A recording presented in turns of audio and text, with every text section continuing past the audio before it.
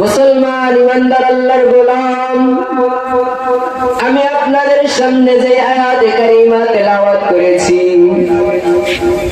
মহান আল্লাহ তাআলা এই আয়াতের মধ্যে বলেন, ইন্নাল্লাযীনা আমানু ওয়া আমিলুস সালিহাত, হে ঈমানদারগণ, ইন্নাল্লাযীনা আমানু, নিশ্চয়ই যারা ঈমান আনয়ন করেছে, ওয়া আমিলুস সালিহাত, এবং নেক আমল করেছে, আমলে সালেহ করেছে, কানাত লাহুম জান্নাতুল ফিরদাউসি নুজুলা, মহান আল্লাহ তাআলা বলেন, আমি তাদের জন্য জান্নাতুল ফিরদাউস বরাদ্দ করে রেখেছি, আমি তাদের জন্য জান্নাত তৈরি করে রেখেছি। ও মুসলমান আল্লাহর গোলাম, আজকে যে এই দ্বীনি মজমাগুলো হচ্ছে, এই দ্বীনি মাহফিলগুলো হচ্ছে, হাদিস শরীফের মধ্যে এই মাহফিলের বর্ণনা এসেছে, এই দ্বীনি মজমাগুলোর বর্ণনা এসেছে।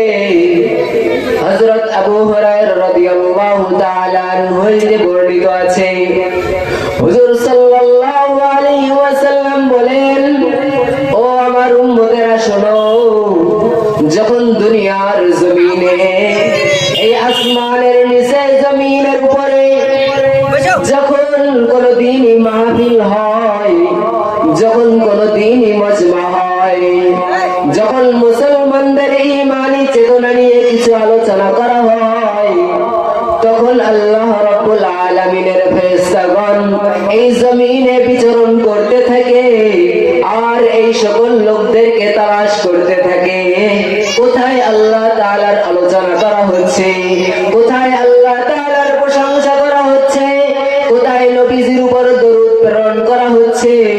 দলে দলে ফেরেশতারা এভাবে রাস্তাঘাটে ঘোরাফেরা করতে থাকে। যখন তারা এভাবে ঘুরতে ঘুরতে কোথাও কোনো অনুষ্ঠান দেখতে পায়, যেখানে আল্লাহ তাআলার আলোচনা হয়, যেখানে আল্লাহ তাআলার প্রশংসা করা হয়, যেখানে আল্লাহ তাআলার হাবিবের উপর দরুদ প্রেরণ করা হয়, তখন ফেরেশতারা পরস্পরে বলাবলি করতে থাকে, ও ফেরেশতার দলেরা আসো, আমরা তো আমাদের কাঙ্ক্ষিত মেহমানকে পেয়ে গেছি, আমরা যাদের তালাশে এই জমিনে বিচরণ করছি তাদেরকে আমরা পেয়ে গেছি। দেখো দেখো, ব্যাপারীপাড়ার জমিনে আজকে আল্লাহ পাক রব্বুল আলামিনের প্রশংসা করা হচ্ছে, তার হাবিবের উপর দরুদ প্রেরণ করা হচ্ছে, আল্লাহ তাআলার গুণগান গাওয়া হচ্ছে। দেখো দেখো, কত মুসলমান এখানে জমা হয়েছে। তখন ফেরেশতারা ছুটে ছুটে এই মজমার আশেপাশে আসে, এবং আসার পর তারা এই মজমাটাকে ঘিরে নেয়। যখন তারা এভাবে মজমাটাকে, এই মাহফিলকে ঘিরে নেয়, ঘিরে নেওয়ার পর হাদিস শরীফে বর্ণনা এসেছে, শুধুমাত্র এই জমিনে তারা সংক্ষিপ্ত থাকে না, সীমাবদ্ধ থাকে না, এই জমিনকে শুধু ঘিরে নেয় না, বরং একজন ফেরেশতার উপর আরেকজন ফেরেশতা এইভাবে একের উপর এক দাঁড়াইতে দাঁড়াইতে আসমান পর্যন্ত এই ফেরেশতার সারিবদ্ধ দাঁড়িয়ে যায়। যখন এভাবে তারা আসমান পর্যন্ত দাঁড়িয়ে যায়, তখন মহান আল্লাহ রাব্বুল আলামিন জানেন যে তার বান্দারা কি জন্য এই মাহফিলে এসেছেন।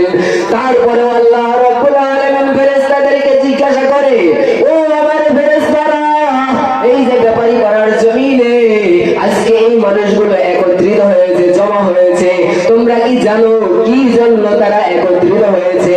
তারা এখানে একত্রিত হয়ে কি করে? তখন ফেরেশতারা বলে, ইয়া রাব্বুল আলামিন, ইয়া আহকামুল হাকিমিন, ও কাবার মালিক, আপনি তো সবকিছুই জানেন। তারপরেও আল্লাহ পাক রব্বুল আলামিন যখন তাদেরকে এভাবে জিজ্ঞাসা করেন, তারা এখানে কেন একত্রিত হয়েছে, কি কারণে একত্রিত হয়েছে, কেন, কারণ কি? তখন ফেরেশতারা বলতে থাকে, ও আল্লাহ, আপনার এই বান্দারা ব্যাপারী পাড়ার জমিনে একত্রিত হয়েছে আপনার প্রশংসা করার জন্য, আপনার হাবিবের উপর দরুদ প্রেরণ করছে, তারা আপনার গুণগান গেছে, আপনার প্রশংসা করছে। তখন আল্লাহ পাক রব্বুল আলামিন বলেন, ও ফেরেশতারা, তারা যে আমার প্রশংসা করছে, তারা যে আমার গুণগান গাচ্ছে, তারা কি আমাকে কখনো দেখেছে?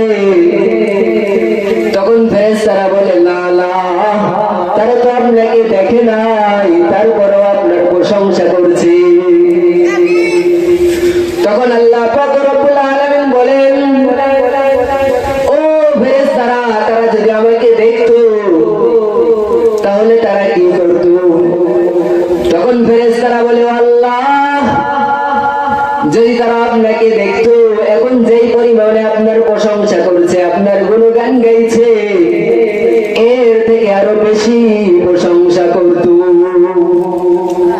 তখন আল্লাহ পাক রব্বুল আলামিন জানার পরেও আবার প্রশ্ন করেন, ও আমার ফেরেশতারা, তারা এখানে কেন একত্রিত হয়েছে, তারা কি চায়? তখন আল্লাহ পাক রব্বুল আলামিনের জবাবে ফেরেশতারা বলেন, ইয়া রাব্বাল আলামিন, তারা আপনার কাছে জান্নাত চায়। তারা কি চায়? তারা আপনার কাছে জান্নাত চায়। আল্লাহ পাক রব্বুল আলামিন বলেন, ও আমার ফেরেশতারা, তারা কি আমার জান্নাত দেখেছে? ফেরেশতারা বলেন, না না না, তারা আপনার জান্নাত দেখে নাই। আল্লাহ পাক রব্বুল আলামিন বলেন, যদি তারা আমার জান্নাত দেখতো তাহলে কি করত? তখন ফেরেশতারা উত্তর দেয়, ইয়া আল্লাহ, যদি তারা আপনার জান্নাত দেখতো তাহলে আরো বেশি বেশি আপনার কাছে জান্নাত কামনা করত। তখন আল্লাহ পাক রব্বুল আলামিন জানার পরে আবার প্রশ্ন করেন, ও আমার ফেরেশতারা, তারা কি থেকে মুক্তি চায়? তারা কোন আযাব থেকে নিরাপদ মুক্তি বাঁচতে চায়? তখন ফেরেশতারা আল্লাহ তাআলাকে বলেন, ইয়া আল্লাহ, তারা জাহান্নাম থেকে মুক্তি চায়। তখন আল্লাহ পাক রব্বুল আলামিন পূর্বের মতো পুনরায় প্রশ্ন করেন, তারা কি আমার জাহান্নাম দেখেছে? তখন ফেরেশতারা বলে, না না, তারা আপনার জাহান্নাম দেখে নাই। তখন আল্লাহ পাক রব্বুল আলামিন বলেন, যদি তারা জাহান্নাম দেখতো, জাহান্নামের ভয়াবহতা সম্পর্কে যদি তারা জানতো তাহলে তারা কি করত? তখন ফেরেশতারা বলেন, ইয়া আল্লাহ, তারা যদি জাহান্নাম দেখতো তাহলে আরো অধিক হারে জাহান্নাম থেকে আশ্রয় চাইতো। আল্লাহ পাক রব্বুল আলামিনের রহমতে তখন জোয়ার এসে যায়। আল্লাহ পাক রব্বুল আলামিনের রহমতের মধ্যে তখন জোশ এসে যায়।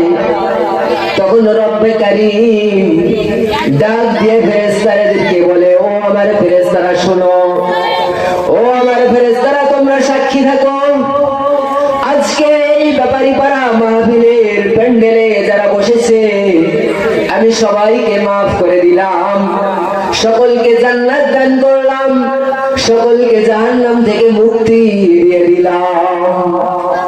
তখন ফেরেশতারা ডাক দিয়ে বলে, ইয়া আল্লাহ, এখানে তো একজন গুনাহগার রয়েছে, যে নামাজ পড়ে না, যে ইতিপূর্বে রোজা রাখে নাই, যে নামাজ পড়ে না, যে কবিরা গুনাহে লিপ্ত, সগীরা গুনাহে লিপ্ত, আপনি কি তাকেও মাফ করে দিয়েছেন? তখন রব্বে কারীম বলেন, মহান আল্লাহ তাআলা বলেন, হ্যাঁ হ্যাঁ, আমি তাকেও মাফ করে দিয়েছি। সুবহানাল্লাহ। তাহলে আজকে আমরা যারা এই মাহফিলে আসতে পেরেছি, মাহফিলের এই মজমায় বসতে পেরেছি, তাহলে আমরা এবারে নিজেরাই বলি, আমরা লাভবান হয়েছি নাকি ক্ষতিগ্রস্ত হয়েছি?